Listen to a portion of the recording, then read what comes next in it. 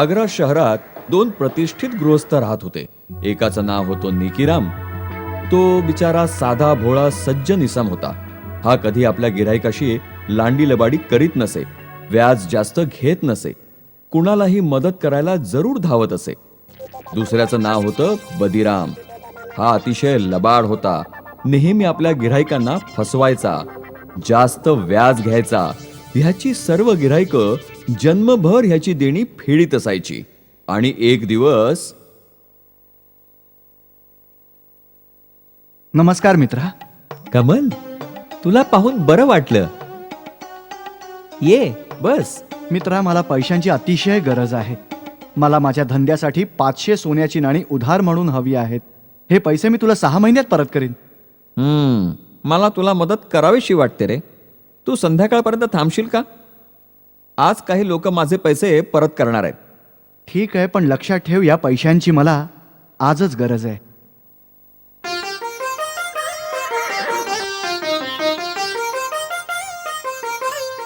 मित्रा, या 300 सुवर्ण नाण्यांनी तुझं काम होईल का? मी फक्त एवढ्याच रकमेचा बंदोबस्त करू शकलो. बाकी पैसे पुढल्या आठवड्यात घेऊन जा. नेकीराम, मला आज रात्री जयपूरला निघायचं आहे. जर पैसे नाही मिळाले तर माझा सत्यानाश होईल. सर्व काही पणाला लागलाय माझं. ठीक आहे, मी थोडा विचार करून सांगतो तुला. हा, बदिराम बाजूलाच आहे. मी त्याला अनेक वर्ष ओळखतो. तो सुद्धा एक महाजन आहे. मी तुझ्यासाठी त्याच्याकडून पैसे उधार घेतो. माझा मित्र कमल जयपूरहून आलाय. मी त्याला लहानपणापासून ओळखतो. त्याला पैशांची अत्यंत आवश्यकता आहे. मला 200 सुवर्ण नाणी हवीत. ही रक्कम 6 महिन्यात मी परत करीन तुला. ठीक आहे नेकीराम, मी तुला ओळखतो म्हणून मी हे पैसे तुला देतो. पण माझ्या 2 अटी आहेत. एक, या रकमेवर 50 सुवर्ण नाणी व्याज द्यावं लागेल.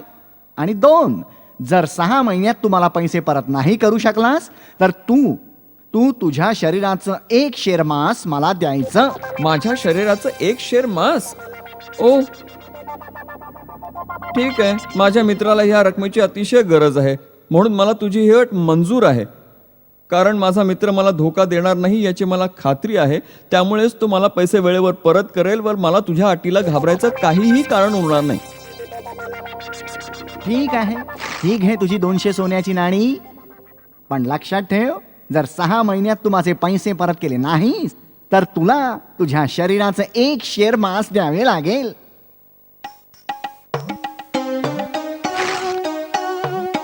कमल, आता माझं आयुष्य तुझ्याच हातात आहे मित्रा. कसंही करून 6 महिन्यात ही रक्कम परत कर. अरे देवा, मोठा निष्ठुर माणूस आहे. पण घाबरू नकोस नेकीराम, मी पूर्ण रक्कम घेऊन परतेन आणि त्या दुष्ट माणसाचं कर्ज फेडून टाकेन. तू एक सच्चा मित्र आहेस. तुझे खूप खूप आभार. मी तुझे हे उपकार कधीच विसरू शकणार नाही.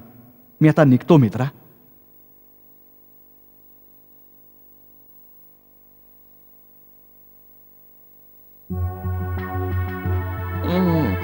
नेकीराम, तुझे 6 महिने पूर्ण झालेत. कुठे आहेत माझे पैसे? बदिराम, अरे मी स्वतःच कमलची वाट पाहतोय. तो अजून परतला नाहीये. पण मला खात्री आहे की तो मला निराश करणार नाही आणि संध्याकाळ होण्याच्या आधी परत येईल. मी तुझे पैसे सूर्यास्तापूर्वी तुला परत करेन. ठीक आहे, संध्याकाळपर्यंत तुला मुदत आहे. तोपर्यंत माझे पैसे नाही मिळाले तर लक्षात आहे ना, तुला तुझं 1 शेर मांस द्यावे लागेल. बदिराम, तुझे पैसे तुला मिळतील. माझा मित्र मला निराश नाही करणार.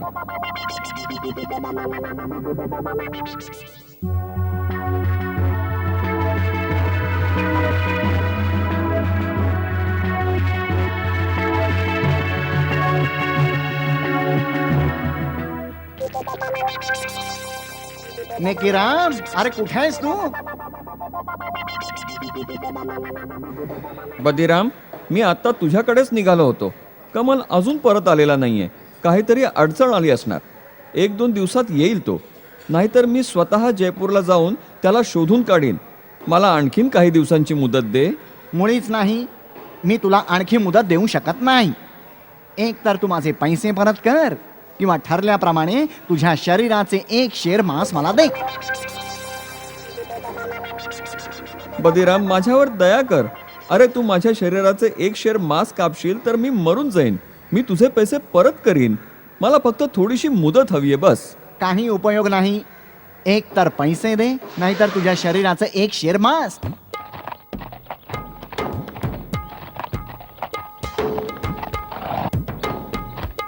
हे काय चाललंय इथे? काय समस्या काय? मला परवानगी द्या सरकार. या इस्मानं माझ्याकडून पैसे उधार घेतले, ते तो आता परत करत नाहीये आणि ठरलेल्या अटीप्रमाणे पैसे परत न केल्यास स्वतःच्या शरीराचे एक शेर मांस सुद्धा देत नाहीये. काय रे, हा खरं बोलतोय? होय महाराज, हे खरं आहे. मी उधार घेतले होते, परंतु माझा मित्र जयपूरहून अजून परत आलेला नाहीये. पण मला खात्री आहे तो जरूर येईल. मला फक्त थोडीशी मुदत हवी आहे, एवढंच. तू याला आणखी थोडी मुदत का देत नाहीयेस? हवं तर व्याजात आणखी वाढवून घे. नाही सरकार, मी आणखी थांबू शकत नाही. याने एक तर माझे पैसे द्यावेत किंवा स्वतःच्या शरीराचं एक शेर मांस द्यावं. नाही नाही, हा इसम दुष्ट आहे. नेकीराम एक सज्जन महाजन आहे. त्याला थोडी मुदत नक्कीच मिळायला हवी. थांबा. तुम्ही दोघंही आत्ताच्या आत्ता माझ्याबरोबर दरबारात चला. उद्या सकाळी अकबर बादशहा तुमचा निर्णय करतील.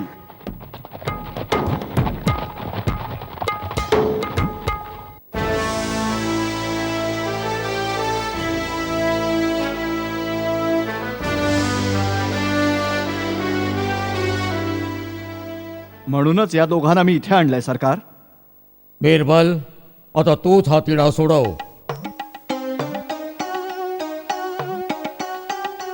महाराज, माझं नाव कमल आहे, नेकीरामचा मित्र.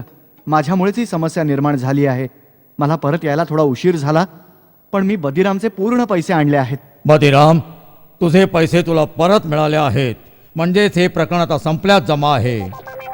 नाही सरकार, आता मला पैसे नको आहेत आणि अटीप्रमाणे वेळेवर पैसे न मिळाल्यामुळे मला त्याच्या शरीराचं एक शेर मांस हवंच आहे. तू इतका हटवादीपणा का करतोयस? पैसे परत करायला तर एका दिवसाचा उशीर झालाय. महाराज, खरं तर ही वेळ आहे दिलेला शब्द पाळण्याची.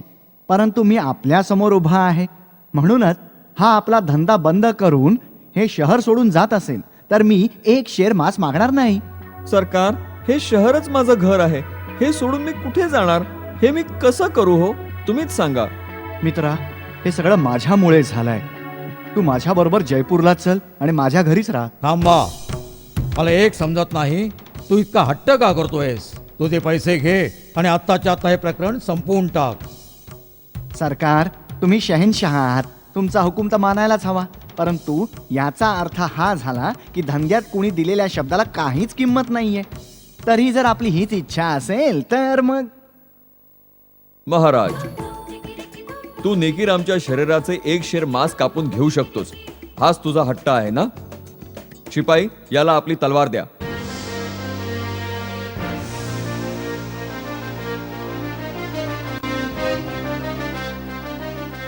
जा, खुशीने वचनाप्रमाणे एक शेर मांस कापून घे.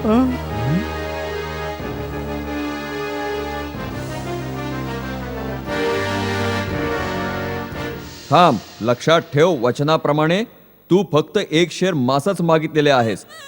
पण जर का रक्तपात झाला तर तेवढंच रक्त तुला द्यावं लागेल. रक्त? पण पण हे कसे शक्य आहे? अं? ते कसं करायचं हा तुझा प्रश्न आहे. ठरल्याप्रमाणे तुला फक्त एक शेर मांसच कापायचा आहे. पण रक्तपात होता कामा नये. जमत असेल तर पुढे हो. नाही होणार. सरकार, हा इसम अटीमधला आपला हक्क सोडित आहे. तू एक दुष्ट इसम आहेस. तुझा हेतू पण स्पष्ट लक्षात येतोय.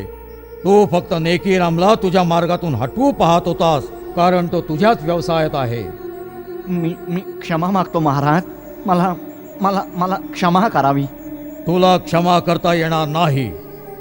मला हे सुद्धा समजलंय की आजपर्यंत बऱ्याच लोकांची तू फसवणूक केली आहेस.